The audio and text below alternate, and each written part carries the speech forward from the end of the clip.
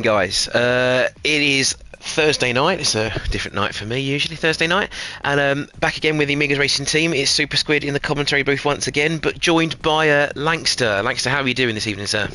Hello, good evening everyone. How you doing, Squid? All the better for having you in the booth next to me. And tonight we are bringing back the Amigos Racing Team Academy. Some of our upcoming talent, looking to see if we can get them into the racing team with events such as the Community Team Championship we took part in only last weekend. Highlights of that and the live stream are on our YouTube channel. Langster, I hear that you've got your scouting binoculars out this evening. I have, certainly, yeah, that's why I'm obviously in the booth with yourself this evening. I'm just looking at a couple of the talents that we've got with us. Obviously looking to temporarily promote one driver. I'm currently looking at two on the lineup this evening to a Team v Team event that we've got coming up against Race Asylum in the middle of May. So it's quite exciting. Both of these gentlemen don't know who each other are currently, but they will know very, very soon. But they've been both performing excellently over the last month or so that I've been watching them. So hopefully they can keep it up tonight. Well, it'd be great to get some new blood in the team and have some more people kind of representing us on a kind of international platform, shall we say. Would you be able to maybe run us through what you've got in store for the guys tonight as we check out the start of our quali, 5 minutes? Yeah, sure, no problem. So a little bit of preview for tonight's race. Obviously we're here at Spa-Francorchamps.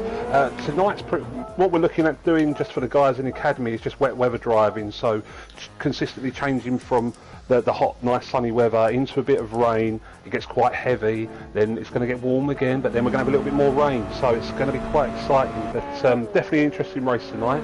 There's not much fault needed for fuel or tyre saving. As I say, when we've done the practice sessions, around about 20% race distance is where the rain is going to come in. This is where we're going to have a little bit of a dilemma, because do you go for the racing wets or do you go for the intermediates?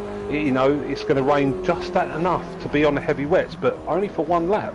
So do you take the risk and go for the inters, or do you go for the full wets? You know, it really depends on what your strategy is. You've got to weigh up the loss of the time with the heavy rain tyres versus the inters, and then take the advantage of the heavy rain tyres at the beginning and then try and defend it later on. Other things to consider: who's going to be brave enough to go back to slicks later in tonight's race? You know, they're going to give 5 or 10 seconds a lap faster on a dry line versus sticking out on inters or full wets. So all to play for tonight. Well, I've just had my dinner, but plenty more food for thought there, I must say. I think maybe the main kind of underlying point I'm getting from you here tonight is that racecraft and consistency are going to be kind of the main objective tonight. As you say, if the inters will go through the heavy rain period of maybe 1 or 2 laps, then it's just a matter of who can keep it on the track and avoid making 2 pit stops for the sake of it. I think especially as well when you talk about the transition back to dry weather, from practice and kind of unfortunate mishaps in my own races, I've found out the hard way that the track does dry up a heck of a lot quicker with more cars on it. So those guys who've been rings bells. Oh yes, we're not going to talk about those infinitely lasting tyres, but just trying to do the Hamilton and run them down into the slicks, like you did in Turkey a couple of years ago. Yeah, for sure. Remember that well. But yeah, so of course the more drivers on track, the quicker the dry line will appear, and obviously that means that whoever's going to have that first gamble on the slicks is either going to be a massive winner or a very, very sore loser. Yeah, for sure. So roughly how many laps do you think we've got planned for tonight? Do you know what? That's one thing I actually haven't worked out because of the time difference that we've got. So it's obviously a 50-minute race, but the slick times are going to be between 2-minute 18, 2-minute 19s. Versus the full heavy wet weather, which is nearly 20 seconds a lap slower. And I haven't done a full race distance to work it out, but let's have a quick think roughly off the top of my head. 50 minutes. So it's a timed race tonight then, 50 minutes you say? 50-minute time race, I believe, yeah. Okay, so we've still got plenty of time then to figure out, how many laps we're going to see. But if we're reckoning, how long do you reckon the dry stints are going to be either side of the rain? Well, when we've done testing, when I went to practice with Hockers, we're looking at between the 10th and 12th minute mark for rain. However, it's not enough to be changing tyres in that type of rain. And 12 minutes is about 5 laps, right? 5 laps in, yeah, exactly that. So as long as you can keep them slick tyres warm, they will last through the lighter rain. But obviously as soon as you start going off racing line or picking up any debris, dirt, marbles, you you've got to come in and change tyres because you just can't keep the heat in the slicks. Then we're going to have a massive downpour. Then we're going to have a little bit of light rain, massive downpour again, and then all of a sudden the sun's just going to be miraculously appearing. We're playing God tonight with the weather, basically. Well, it sounds like a typical Belgian Gr.3 weekend, if I'm honest. It really does, yeah. Get your boats out, we might as well go sailing.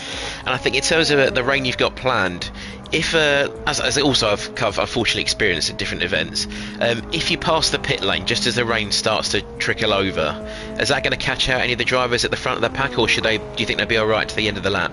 So when we sat down and looked at it, see how long it would take, it's roughly, you've got about a lap to make that decision. However, the heavier, when we've looked at the weather system when it comes in, because you can come in from, it's randomly generated, but it's customly fixed. But depending on where the wind's blowing from, the first weather system may miss the track completely. But when we've just done practice prior to coming live on air, the weather system came in and it was quite heavy, and then there was a very short break for about 5 minutes, and then the heavens opened up and it was like an ice rink out there, and it caught people out because of the way it was in the shape of a triangle, the clear system, and then the wind blew it round quite quickly, so maybe around about a lap before you get caught out. Right, so we're thinking these guys are like gamble and go in early, or maybe risk another lap out on the slicks and gain those maybe 3 or 4, or so actually you said it was about 20 seconds, so it could be maybe about 10 seconds they might gain by not pitting with everyone else. But of course, being at the back of the pack, there might just be an advantage when we get into the weather hitting. Yeah, for sure. How much longer we got left on qualifying while we're out here as well? Well, this is be their third and final lap, I believe, for qualifying, and as we've totally been missing the qualifying times, we have seen here. Yeah, of course, plenty to talk about. And Matt237 is setting the time sheets at the moment with a 2:18.7. Just behind him, only a tenth or so back, is ATC Dog.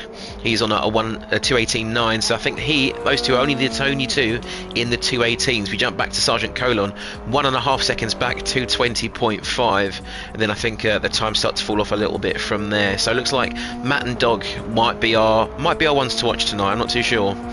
Yeah, definitely, for sure. Definitely Matt and Dog are right up there this evening. I believe they're 1 and 2 in the championship as well. I'll obviously take a quick look back just to see the championship standings. Yeah, so there's Matt's currently leading out with 97 points, and Dog's on 73 in second, with Sergeant Colon behind on 66 there to make our top 3 in the championship. But the ones to watch tonight, Matt and Dog, definitely, with the current pace that they've got. Excellent. And I think while they are finishing their qualifying here, if we have a look at let's see who's at the front of the train, I can't even tell. I think it was Chris Char. He's P6 there. Because Evening Squid and ART Rammer. But as we are looking at them finishing their laps there, which corners and which segments in particular do you think are the drivers going to make up their time today? Because the BRZ, we know, it isn't as much of a straight line monster as it's more kind of aimed at handling. Yes. Well, with recent BOP updates, this car's actually very quick compared to a lot of the other GR3 cars. When we've tested a lot of the other GR3s, they're topping out at sort of like 155 mile per hour down the Kimmel Straight. These are hitting over 160, and you've got that superb aerodynamic package on this car as well. So it's not only a straight line monster, it handles well. Well, it looks like we've just hit their qualifying there, so some of the drivers didn't get around in time, but we'll put the timer sheets on the screen for you now. Dog is indeed on pole, keeps it with a 2:18.4. Actually, say it keeps pole. He's actually moved up to pole, the 2:18.4. Yeah, he was a couple of tenths behind, man. Yeah, about a tenth and a half, and now he's about 3 tenths clear instead there. Matt's in second, keeps that 2:18.7. Sergeant Colon does improve, but he's still a second back there from Matt, it seems. Chris Charm, Big Crazy Bertie are setting 2:20s, only a tenth apart themselves, so good job from them. Kakalai's got the 2:21, Keeney on a 2:22, and Khan on a 2:23. Voodoo's on 2:34, and Urban Fire is just tagging along, I think, with his 2:37. Yeah, Urban's just trying to play a game. He reckons he can go from last to first challenge this evening, but we'll see how the boss man does tonight. Fantastic. Well, I'm looking forward to it. If you guys are watching along at home, please throw us a comment. Who do you think is you're going to be? Who's going to be your winner? Who's going to be your most places gained? I've got a feeling that I think Kakalele, provided he keeps it on the track and keeps it in one piece, might make up a couple places. If not the start, at least throughout the race distance. I'm really hoping for a great race for Kakalady tonight, because last time we was at Spa, he got knocked off on the first corner. He got a great start and just got absolutely sent into a spin, and he kept it really, really consistent. But it looks like we're about to start the Gr.3. We are indeed. Mad Daz says dog for the win if he doesn't die in the rain. Well, we've got all our red lights and now all of our green ones. We are away. Dog has a good getaway. Matt's a little bit screwed off the line. Sergeant Colon charging hard there from P3 on the grid. He's on the inside there. They're 3 wide, just a little bit further back. It's all Constantino up in the wall. There's someone who's in the wall at the back. I think that might be Urban, or no, it might be Voodoo, I think, or Keeney.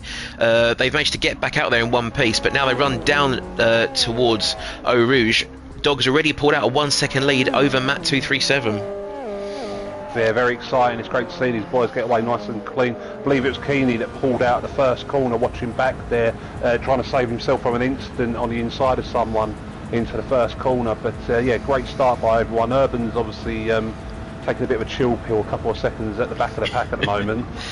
It looks like Chris Charles making a move around the outside of Sergeant Colon there into the chicane. A great move there from Chris. Colon down to 4th.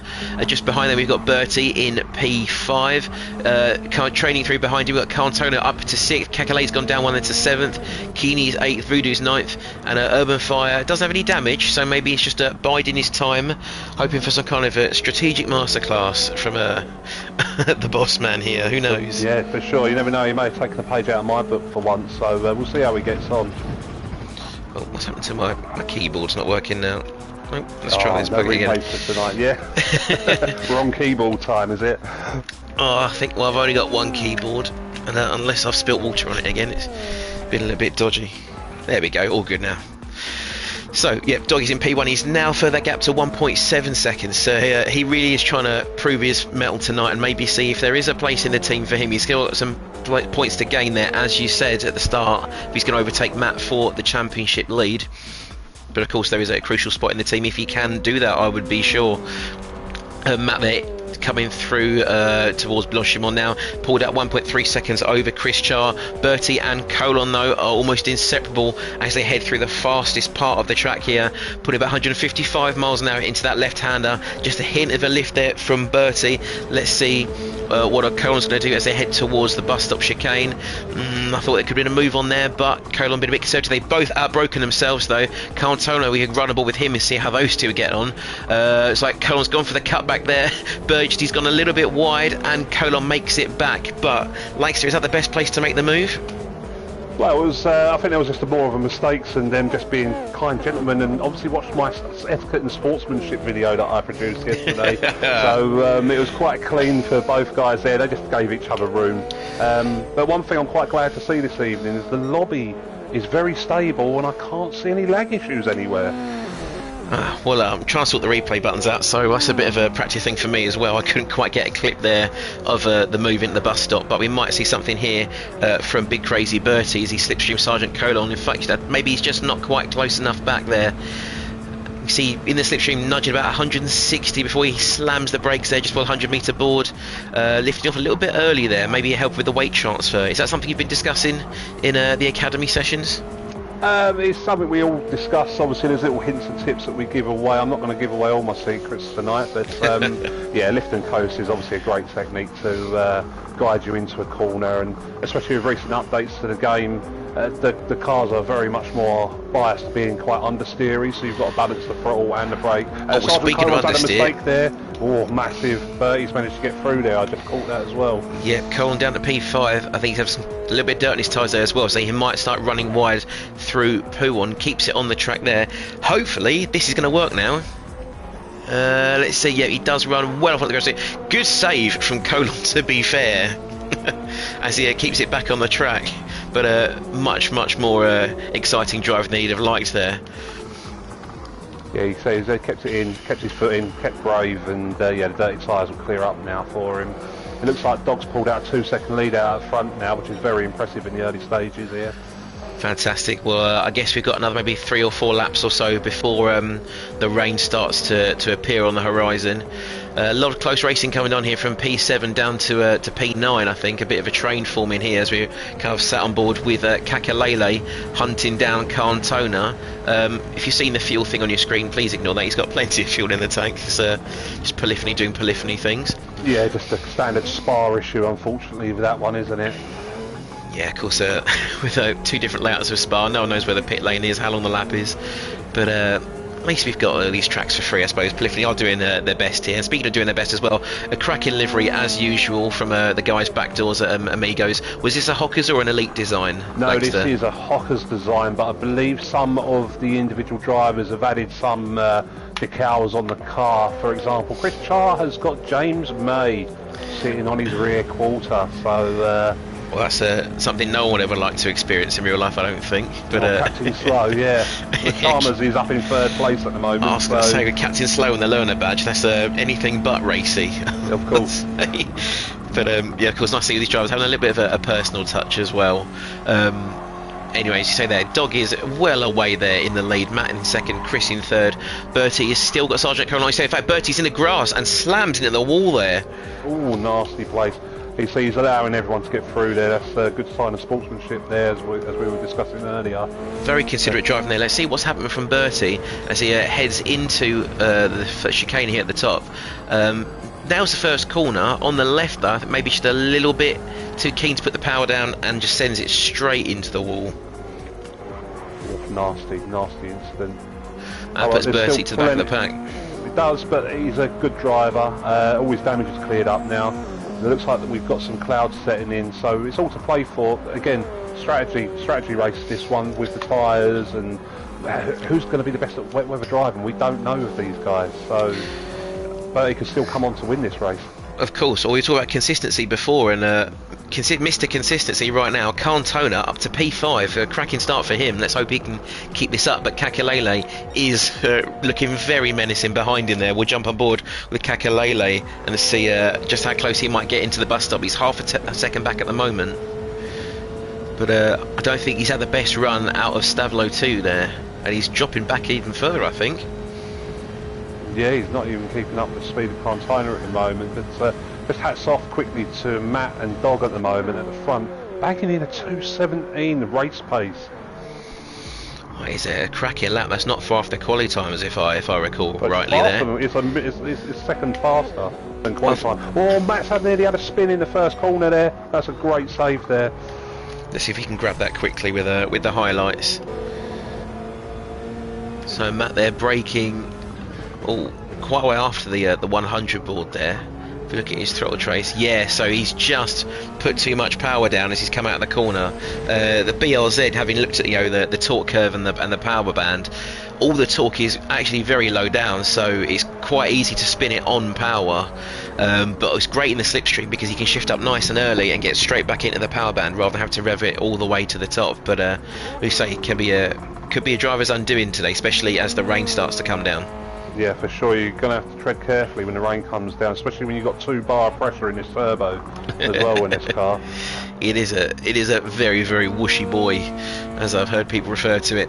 Yeah. Colin on his own little island there in P4. Kakalele we saw past Cantona, or let's say didn't see him past Cantona, but he's now racked himself up a little bit of a gap to him, and there's a penalty behind for Khan and also for Keeney. So Voodoo might be snagging 2 places by the time they get up towards Blanchimont in the final sector of the circuit. Maybe even Urban Fire starting to prophesise his last first race tonight. He'll be glad to get 2 freebies if he can. I'm sure you'll see what you can do. Oh, no, great move through Pamang there by the guys in front. That's Voodoo and Keeney, nice and close. Looks like we're going to have some action coming up in the next few corners. Yeah, Voodoo, I think quite wise, he's backing out of that one, and of course he can see that bright red sign on top of the car, so he knows that's a free overtake as long as he keeps it on the track. Possibly on 2 cars, on Khan and Keeney at the moment. I was doing a Le Mans race yesterday, the daily race, and I see the 2 cars in front of me with penalties on the last lap, and I've just told myself, keep it clean, don't get distracted, and then of course I then threw it over the curb, got my own penalty, and didn't get those 2 places. This could be interesting through here. This is going to be close though. Voodoo round the outside of 1, round the outside of 2. This is going to be side by side at the second apex. Come No, on, Voodoo cuts the nose off him. Fantastic. Urban Fire's up into P8 as well. If we look back from Voodoo, from Urban, sorry, is there a move on Khan? No, Khan just goes a touch wide of the apex. Urban Fire straightens it out, but he's not going to get round Khan on the exit of the bus stop. But Voodoo, 2 overtakes. Very brave driving there. Love to see it. Great driving there. Obviously the penalties there make the cars a little bit slower, but Voodoo was very brave to make the move on the outside there on both cars. Extremely committed. And also, speaking of committed, you were talking about Bertie earlier. Despite that incident, he is now right on the back of that train as well. So we've got a fight on from P6 to the back of the pack. So especially once the rain comes in, this could be a real mix-up. Yeah, for sure. So having an incident like that, never give up, especially early on in the race. You see a lot of people rage quit in league races, but he's obviously just proved his mettle, that he's had a big crash already. Oh, big crash ahead though, Kakalele. He's found himself on the grass. Poor Kakalele, no. I think if I get back to the replay, I think he's just dipped. He's gone wide, coming up off of the top of Radion, turning on the Kemmel straight, and he's just been in the grass. I'm not too sure what's happened there. He just needs to play it easy for a little bit, because he is right on the back of Bertie at the moment. He's got a little bit of damage. Let the damage settle, calm your mind, couple of deep breaths, get back into the action, because he is fast enough to pull through this field. He definitely can get through that, and he's going to have to really get it together. His damage now seems to have dissipated, so he will be back at optimum racing speed. But that's the last thing he wanted. We had quite a convincing gap over these this second half of the grid tonight. If we check back in at the front, Dog has opened up that gap to 2.5 seconds over Matt237, who's just in the back of your shot there, going through Stavelo 2. Chris Char, 7.7 seconds away, going through that back section there of the circuit. He's got Sergeant Carroll on 5.7 seconds back. Voodoo then heading this trio himself, Cantone and Urban Fire, very close proximity, and just behind them is Bertie. Kakalele has now gotten past Keeney, who's 6 seconds back. Can't see any damage there, but perhaps he's gone a little bit deep through Pouon or at Lefan, I'm not too sure. And we got Khan making the move on Voodoo, looking to do the same thing around the outside here, but no, he's lifted off a little. Oh, he's just ducked out of it. Yeah, but we're going to see now, is there a lunge at the bus stop, or Urban Fire? It really is bearing down in him now, Urban Fire, so let's have a look. He's going for a late break, but no, he's pulled out of that one, but he's got Urban right up behind him now as well. It's going to be interesting into turn 1. It is, and Urban's got Bertie right on him as well, so we might well see a lunge into La Source, or maybe just a considered approach up to the Tacoma Straight. No, Bertie's going for it, I think. No, just showing his nose again. But Urban Fire now is really going to be having a bit more awareness now, I think, around a bit more spatial awareness. We'll jump back on board with Voodoo, if I can get the controller working again, and we'll just enjoy this view from Voodoo's rear wing as he sees these wonderful blue and yellow cars, rocketing up the hill. To move on Cantona here, coming onto the start of the Kemmel Straight. We are going to see that. Urban Fire will just have to sift Voodoo. A bit of contact there. Urban Fire is now ahead of Cantona. Is there going to be another move further back in the pack? I don't think there is. No, I don't think Bertie's under enough real threat there from Kakalele. But you can see as well, we've got the start of the weather system coming in as well, so this is going to be interesting to see if anyone's going to dive in on this lap as well. Okay, well, we'll have to keep that in mind. Again, in the bottom left of your screen there, you can keep track next to the timer of the water level on the track, the moisture level, and as that ticks into that first completed third of the bar, that's when we should really be on intermediate tyres. Hocker's there saying Urban Fire up to P6, Urban for the win. Well, it's only 15 minutes into the race and he's nearly halfway up. Well, stranger things have happened, but he has indeed gained 4 places in 6 laps, so if he carries that on, he'll probably be leading by the halfway point. Voodoo with a flick of flame as he heads into the chicane here. Urban Fire had a little bit of Cantona's nose alongside there, but Cantona once again ducking out of the overtake. This quartet here into Stavelo. Urban Fire's a little bit wide there, heading through the first corner, but trying to keep it as close as he can through the second. We're going to have a triple slipstream from Big Crazy Bertie. We'll jump on board with him and see if there's any move to make. Matt is in the pits. Matt has boxed early. I don't know if he's listening to the stream, but let's see what happens. This could be dangerous moves to be coming in this early. It is. Obviously, Chris Charles gone in as well. Oh, they've seen the weather system coming in. So this plays into Dog's hands massively for staying out at the moment. As long as the weather system doesn't get too heavy in the next 2 minutes, he's going to have a massive advantage over the guys going on to everyone except Bertie's gone in as well from P5 downwards. Now, if you go, I'm on Bertie, so I've actually got the weather radar on my screen at the moment. Kakalele has actually cut wide of the pit bollard and cut into the pits last minute, so he might get a penalty for that. He will get a penalty there. So I'm just looking at the current weather system that's coming in. It's only going to be a short and sharp weather system, and then it's going to clear up for a little while. So as I said earlier, it's slightly different to the one we had in practice, but we're going to have some heavy rain in the next 30 seconds, and then it's going to temporarily ease off. Well, I'm going to ride on board with Matt. He's just come out the pits behind Bertie. Bertie's still on the mediums, or the soft side, and Matt on the inters. And now the rain is coming down. You can hear it. Big Mad Daz in the comments, let the carnage begin.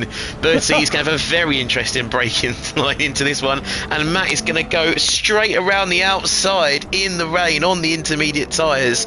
Bertie can't put up much of a fight there. A sensational move. And he can still be brave. He's got enough temperature in the tyres, and it is going to clear up a little bit, so he can still push on them tyres.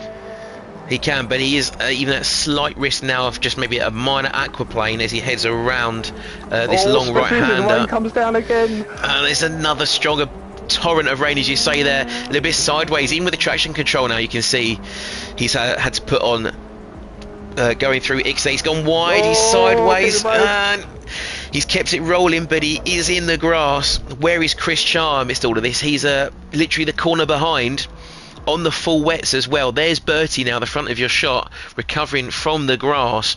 Oh, Dog's gone off. No, he's had a Lando moment. Oh, let's quickly tune what's happened to Dog. Let's have a look. So Dog is really nursing the car there through Stavilo 1, full traction control on, and as he heads through Stavilo 2, he's feathering the throttle as much as he can, but he just cannot turn the car, and he's understeered off the track. And at the moment, Matt is gaining at an absolute rate of knots coming through the Stavilos now. Oh, Dog is really having to be gentle on this car. Yeah, he's gonna fall back massively, unfortunately, with this pit stop. He's already lost 15 seconds to Matt.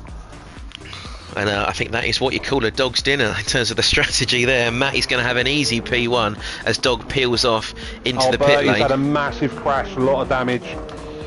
Oh, he has had a bit of a violent one. Let's jump back to the replay and see what's happened there.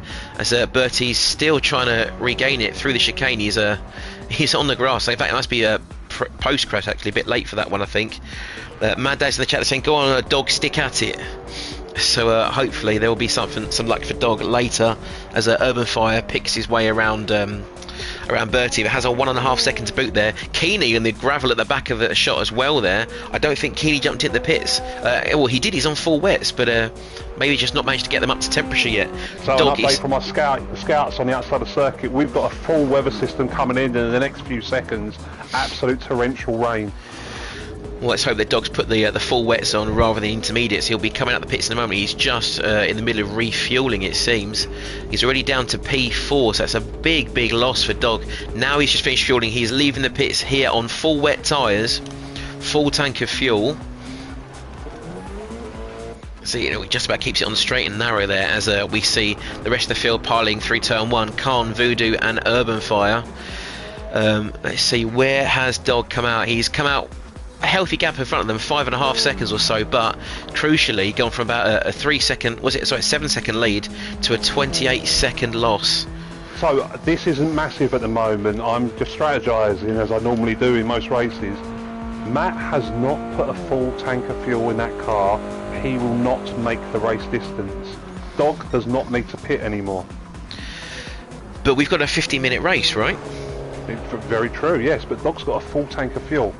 Matt's going to have to box for more fuel. Did they start with a full tank of fuel? Yes, they did. Okay, but if we're only 18 minutes in and he runs his full tank of fuel, that's got to be taken to 36 minutes, so he'll have to put more fuel in. Yeah, and so Matt's definitely got more fuel in, but Dog can go the whole distance now without any more fuel. When we've done the testing, there's no more need for fuel in this race.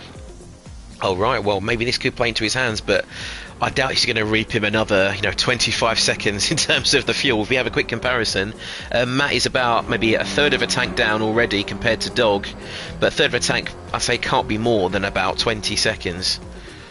So total pit time without fuel is 30 seconds here at the moment, and Dog's currently 31 seconds behind. Then adding in the extra fuel that he's going to need for the race is going to cost him a further 5 to 10 seconds.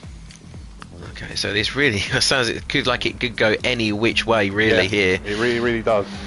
You see Matt there, you see his throttle trace having to feather the car there through the left hand of Blanchimont there. You can see on the moisture gauge on the bottom left, the little blue spot above the bar means that there's a risk of aquaplaning. So he's got to be really careful that he doesn't... Cantona's had an incident coming up towards the Stabilo 1.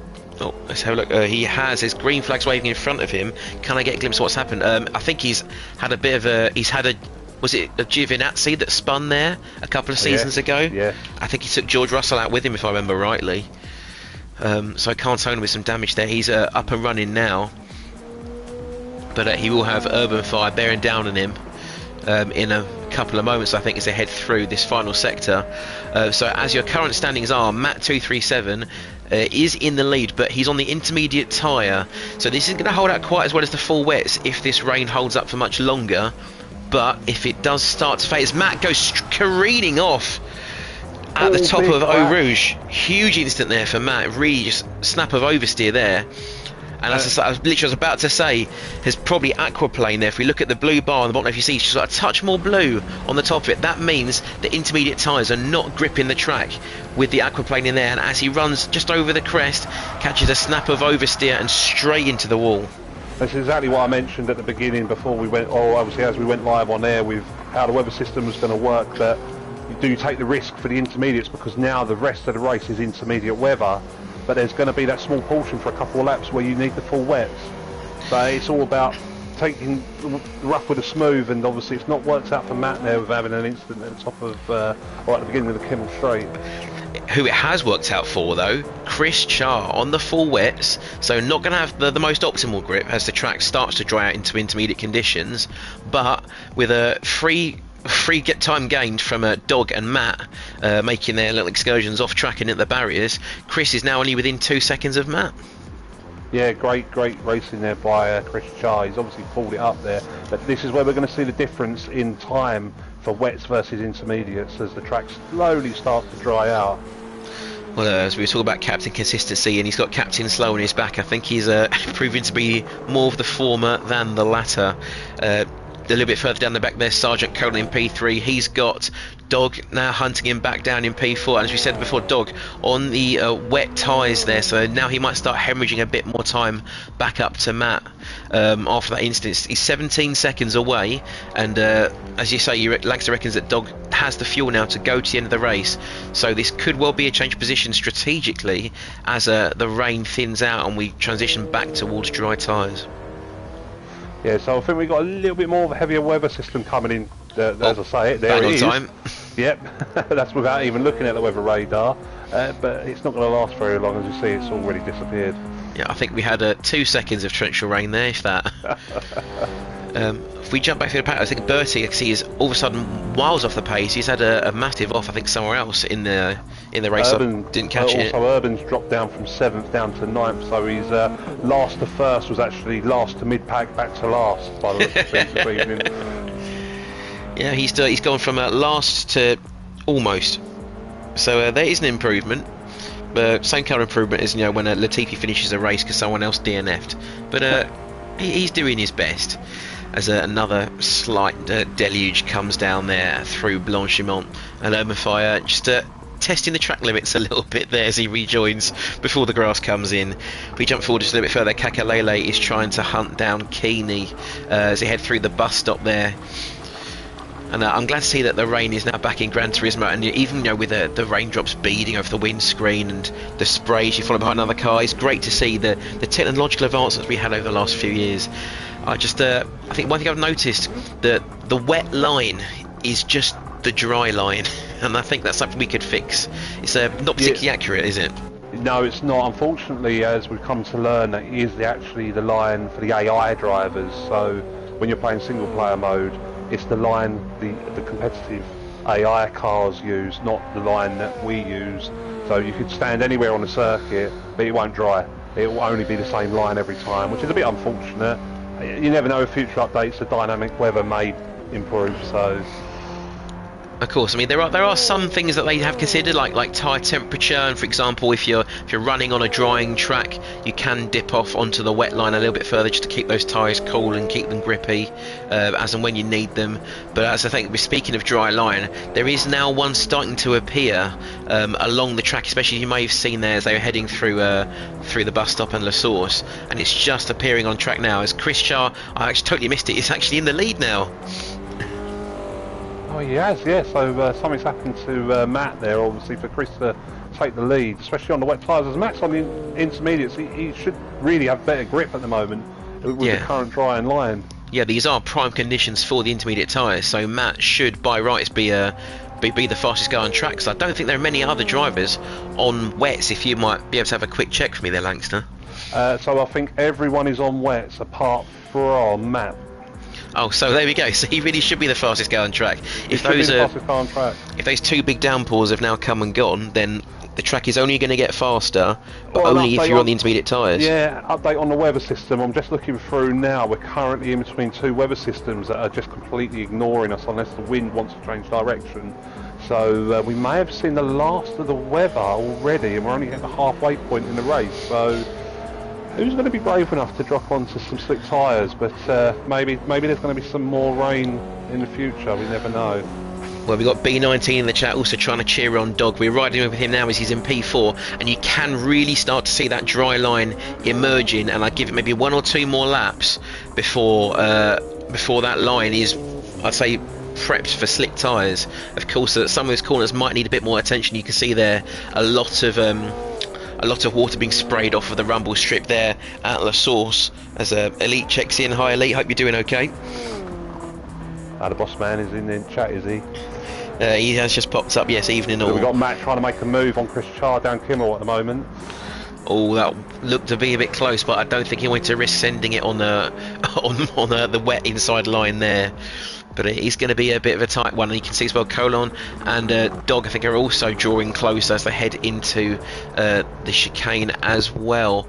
I think though they're starting to split up a little bit further down the pack as they try to get to grips with the wet tyres. Elite in the comments they're saying lobby looks pretty stable, have they fixed it? It seems like they fixed it. B19 says Mum said you don't have to clean your room if you get on the podium. I wish I had those kind of perks when I was living at home. No, and Luke Batty in the chat there saying evening everyone. Right, it seems that we had a random bandit join the room there. I think he's been dispatched. So you see there Matt is now past Chris Char, but this battle really is heating up between Dog and Colon, and you can now see a really thick dark dry strip of tarmac is starting to emerge now. So it may be a matter of time before our drivers switch to dry tyres, but I'd be very surprised if the weather you've planned for us is going to be dry from now on. Give it 30 seconds and things may change. Of course, we've seen the rain come down and disappear in the blink of an eye. But if it doesn't turn up anytime soon, I reckon they'll be looking to jump in the pits for some more dry tyres. Oh look, just like Christmas. Oh, there we go. And it's gone again. And it's back again. Oh wow. I think there might be a little bit that catch people out. Oh, there's a very interesting weather system that's blowing in at the moment, so we'll see what happens. Yeah, it really swings and roundabouts here. I was almost tempted to say Christmas is here, but I think I've said that too many times for this channel. Right, so Dog is still hunting down Colon. I think that spattering rain might have just thrown up a little bit. He's lost a couple of tenths there to Sergeant Colon. Checking back in at the front though, Matt is now starting to run away with it quite convincingly. He's taken another 2.5 seconds out of Chris there with a 3.5 second gap in total. Chris with 4 seconds back to Colon. Colon now heading down towards Origin Radion. He's got Dog 9 tenths behind and closing. So crucially within the slipstream, but they have to lift off heading up towards Radion. And there's another quick spell of rain comes down here. It really is absolutely unpredictable. Speaking of unpredictable, I think at La Source there's a big train of cars coming through now. I think Kakalele getting a little bit out of sorts behind Keeney. But there might be a move on here. We'll jump aboard with Kakalele and see what he can do as they head up the hill. Kakalei just lifting there, trying to keep it on the track. Oh, just about. Oh, we got Chris and Matt fighting each other as well. And actually, is that 10. Cantona as well has gone off at the top of Radion. Let's see what's happened here. Cantona's gone there. Let's have a keep look. an eye on the guys at the front because Chris and Matt are all over each other at the moment, and Dog and Colon are as well. That is unfortunate. Cantona did basically the same thing that that Matt did at the start of the race, well, a couple laps ago. Just the snap oversteer at the top of the hill was sent him into the wall. Yeah, just keep your head down and keep going, Carl. You're doing great. You are doing a good job. Good, big improvement from Cantona this season. Had a huge improvement in his driving, huge improvement in his confidence. I do make you right though. Chris Shaw is reeling in Matt. Yeah. Oh, and who's off behind? We've got Sergeant Colon off and Dog makes the move back up to P3. Dog up to P3. Matt is getting all squirrely about the second part of that chicane there. Chris Shaw's looking for the move. I guess that burst of wet weather has helped him. Matt's gone wide there. Chris Shaw look up the inside, but nothing to go so far. Matt's gone wide again though. They're almost side by side through Stavelo 2. Matt's sideways. Oh, big slide, and Matt's gone. Matt's gone.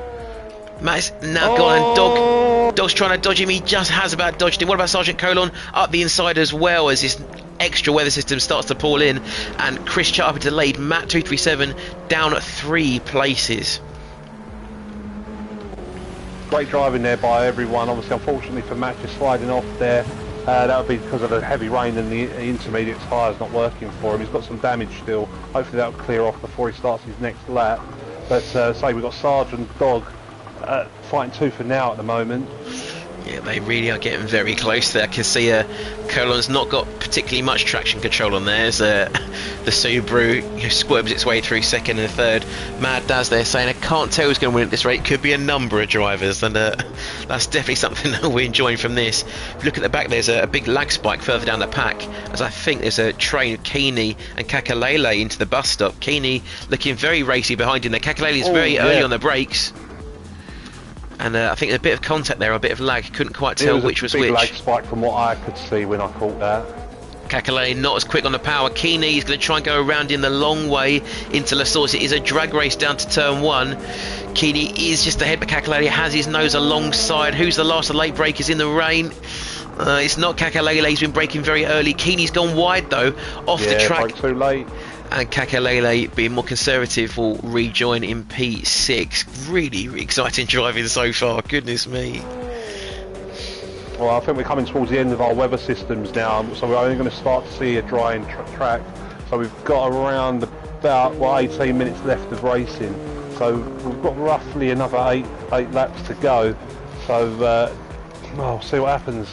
If anyone's going to dive in for the slick tyres anytime soon.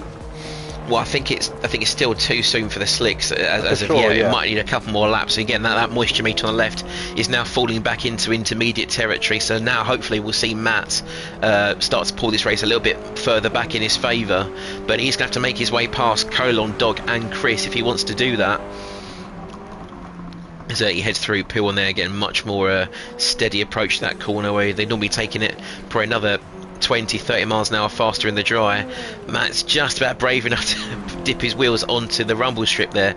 Again, another part of the track that really seems to retain water and is extraordinarily perilous in wet conditions.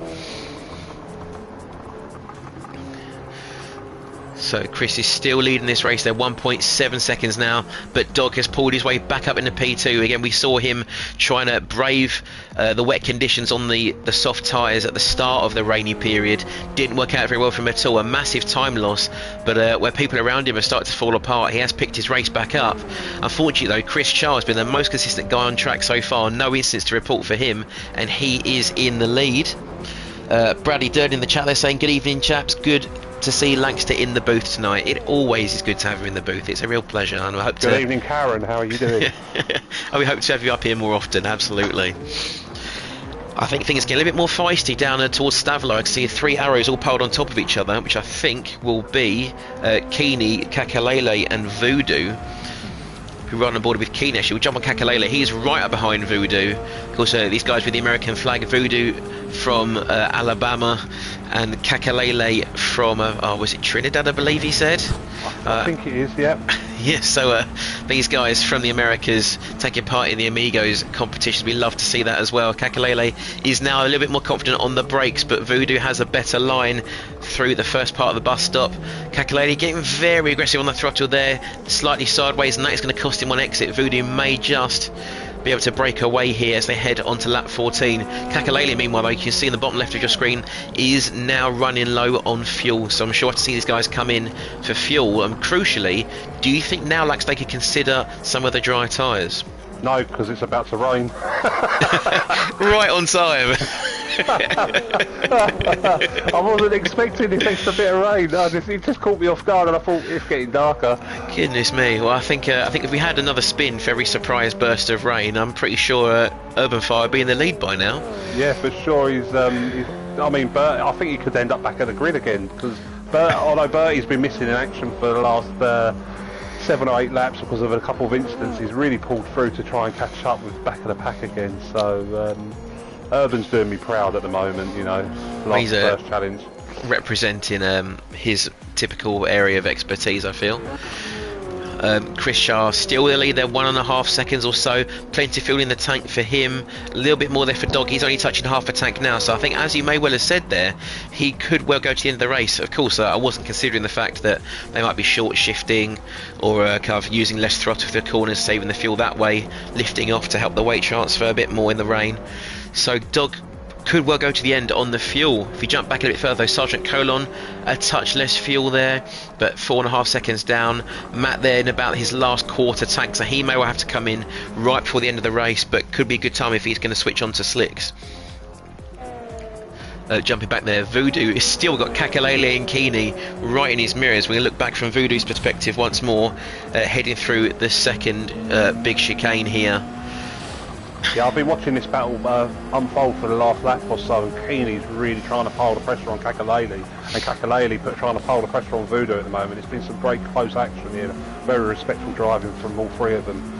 They are doing a cracking job. It's nice to see Keeney back on the tail of these two. Voodoo not with the best exit though, as Kakalele starts to draw a touch closer to the rear wing of this BRZ, but I don't think there's going to be a move into the bus stop unless Kakalele decides to be a little bit more confident on the brakes. Yeah, we'll see what he does. Obviously, it's going to be on a wet line as well, but he's got that far wide there. He's going to have some really... Yeah. Well, at least he indicated and told us he was going to do it, but I'm not too sure that's where he ought to be. He's going to be late on the brakes, but just about keeps it on the track. Keeney runs a little wide instead. Well, there's some lag there. Is Kakalele dived in at the pits? He has. He's going to have to because of the fuel, isn't it? The fuel, so... possibly we can see him switching to inters, do you think? Yeah, he's going to have to. It's far too early to get onto the slicks, so he's going to play it out for the rest of the race on intermediates now. I'm jumping to the front quickly. At the end of the Camel Straight, Dog is right up behind Chris Chai. He was about 1.5 tenths there. Matt and Colon are having a battle as well down the Camel Straight. Oh, they are indeed. Matt is around the outside. Is he going to hold it into the second apex? I think he just is about there.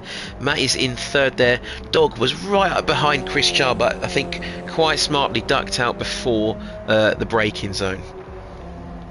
Oh, Kakalele could really go for slick tyres. What's he going to come out on? I think, has he come out on wets again? He has. I think he's kept his tyres on. He's kept his tyres on. Okay, he's kept his tyres on because I'm looking at the dry line. This would be the point I would be diving in the pits, going in for slicks, because they are going to be 15 seconds a lap quicker. Pit time is 30 seconds just for tyre change. But slick tyres are that much faster, providing you can keep it on the dry line. Of course. Well, I mean, even then, I think just tiny, even a millimetre or so over that little notch on the moisture gauge could well be all the difference there. It really is anyone's game, I think, and anyone's gamble here. Dog has taken the lead there from Chris Char through the middle sector, and then more importantly, he's pulling out on him every corner. 1.5 seconds almost there, and it is now 1.6. 1.7 as they start heading towards Blanchimont, so maybe not the best run through the middle sector for Chris, possibly overheating the tyres there. Matt is starting to catch up a little bit further now, and I think Colon has fallen off just a little bit. He has indeed 5 seconds. Question is, who is going to jump in the pits now? Keeney's had a spin. Let's have a look. Keeney, can we see that, or have I not come in too late enough? No, he got on the curb. He's got on the curb and been sent into space there. Dog's not gone for the pits, neither has Chris, nor has Matt. Colon is going to be at the first. Colon's going to go for it. Good lad, good lad. This is what we want to see. Well, I guess if he's 10 seconds off the lead and he's got nothing to lose, a big gap to Voodoo further back down the pack, so he really is in the prime position to take the risk. We have to keep eyes on him as things progress. B19 in the chat says saying, get in, Dog. Well, he is doing a proper job. If he can keep it on the dry line, he's going to come out about 40 seconds behind Dog in the lead. If you're lapping 15 seconds a lap faster, within 3 laps he could be back up behind. Well, Voodoo and Keeney are also going for the pits as well. I'm not sure what Cantona is planning, but that moisture meter is dipping ever lower into dry territory. So it could go any which way. Colon does indeed lead the pits on softs, but he's going to have... I was going to say, oh no, he spun on the exit. Of course, the pit exit will still be wet, but a perfect pirouette puts him straight on the racing line. That's it, keep it on the dry line, Colon. Let's keep it going, buddy. Of course, that's one thing we always forget, is to put the traction control on when you leave the pits from the wet race. Let's see. Don't touch any of the curbs. Voodoo's got onto Inters. Urban Fire's gone around the outside. Voodoo, which I kept it in a straight line there. Bertie's going on wet still, a little bit further around there. Keeney's coming out on softs. Is Keeney going to be okay? His traction control light is flashing. He's gone round as well. What about Cantona? He has finished refueling. He's putting the softs on. Half a tank of fuel. He's got the yellow flag already. So hopefully he's going to be a bit more cautious coming out of the pits as well. Let's see. And Khan does keep it more or less in one piece. Oh no, Khan! Oh no, curse the commentator. I do apologise, Khan. You can't light it up until you're on the dry line, boys. Oh, well, on the dry line is ATC Dog. He's 1.5 seconds ahead here. Of course, that spin from Sergeant Colon may well have cost him, I'd say, well, given it's at the top of the circuit, it's probably the best part of maybe, I'd say, 6 to 10 seconds, depending on how quickly he got back up to speed. Yep. But I'm sure we can... Go on. 46 seconds down on the lead at the moment, so we'll see how much quicker he is. You can see how much quicker that. Look at the time delta coming down, literally by tenths of a second every second. Dog is staying out on the wets. Chris is pitting. Matt is also staying out on the intermediates. So we're going to have a real mix-up here, I think, guys. Chris Char pits off the wets. Yeah, so Dog and Matt now they've got to stay out. They have to stay out because with Chris coming in for slick tyres, he will gain such an advantage on his outlap versus the other two, and he will clearly take the lead if either of Matt or Dog pit now. What Hockus thinks it's got to be Matt for the win on the Inters, but if the track is now going to be dry for the rest of the race, it may well be Colon who's got something to say about that top step of the podium. He's heading through the bus stop now. Chris Char is exiting the pits. Fuel saving. Of course, Matt has to be fuel saving. As you said, yes, he wasn't going to have fuel to the end of the race. Chris Char leaves the pits. How's his pit exit? Yeah, get over to that dry line. He does light it up. Oh, has he kept it? I couldn't quite see off the replay camera. Yes, he did. He kept it. He kept it. Great move there. He's 35 seconds behind the lead. He could catch these boys. He's got... Yeah, he really could. He could catch these boys with the laps remaining. Yeah, Colon is 45 seconds off of the leaders. He is gaining, though, hand over fist on Chris Char based on that interesting pit exit there. Just about keeping it on the black stuff. And I reckon that'll be maybe about 7.5 seconds by the time he hits the braking zone there. Bertie now also in the pits. He's about to be received in the box any second now. Voodoo stayed on the Inters. Urban Fire still on the wets. Kakalele's also still on the wets. Maybe these guys not quite with the confidence to change on the slicks, and not sure if the racing line's going to play in their favour.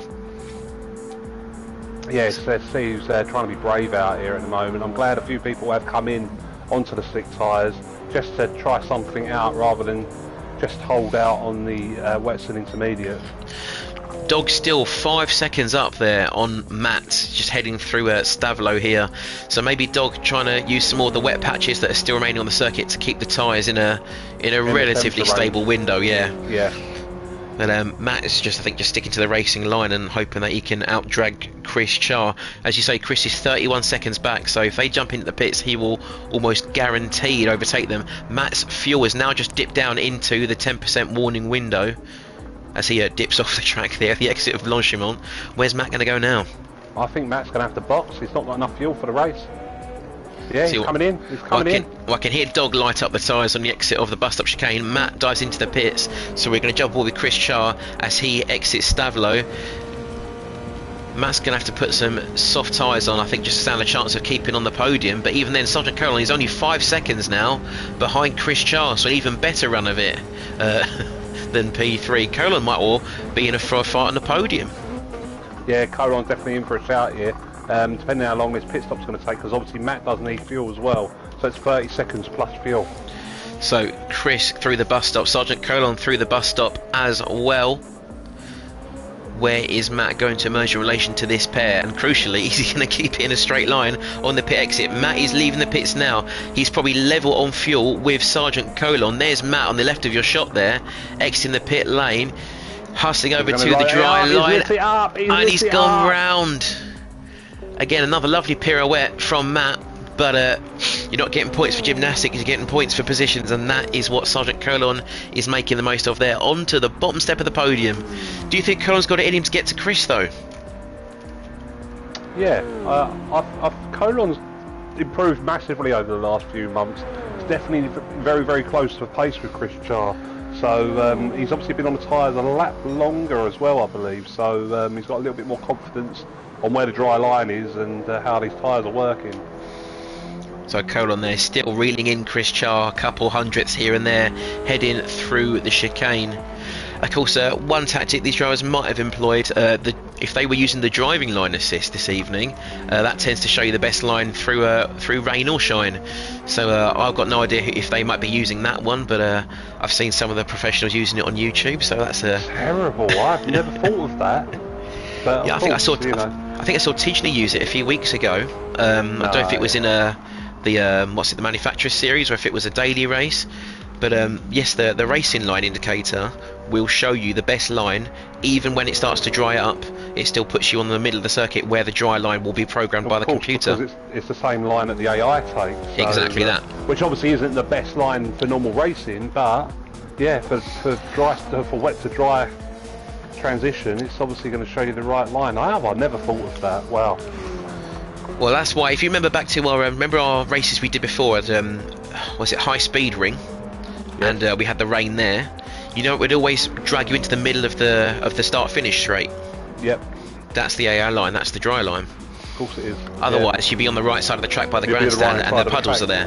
Of course, yeah.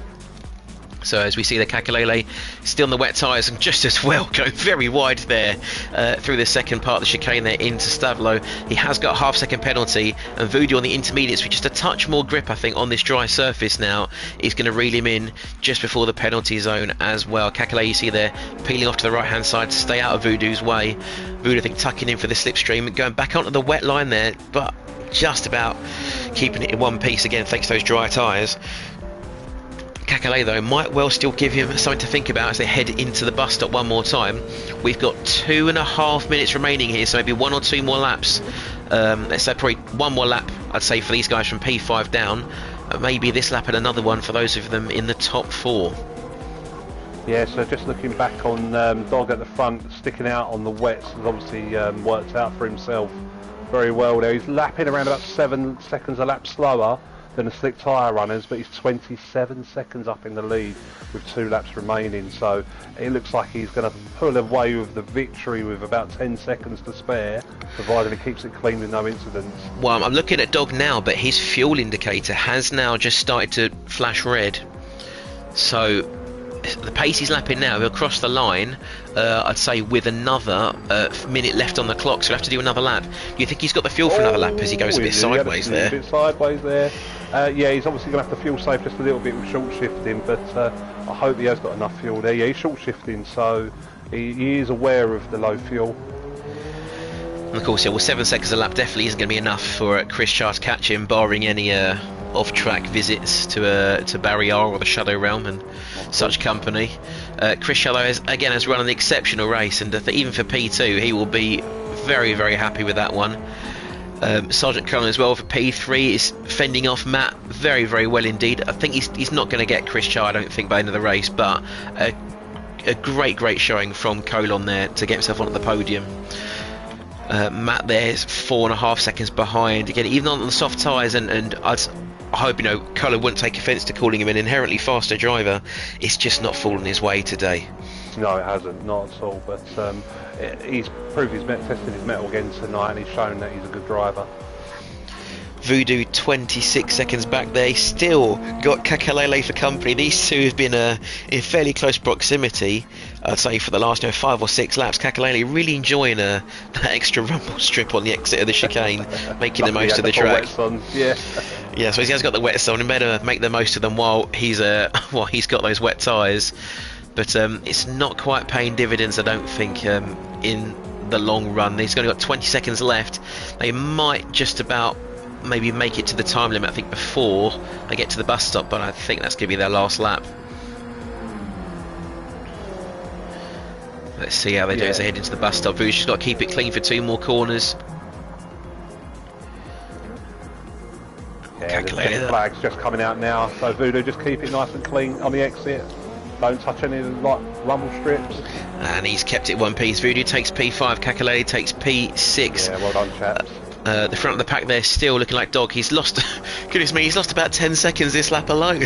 I told you, yeah, I told you this strategy was going to be tight, and he's got half the circuit still to negotiate. He's got half a lap to do, and he's got he's running on fumes at this point, I think, is dog. Yeah, he's in fuel map 6, and he's short shifting.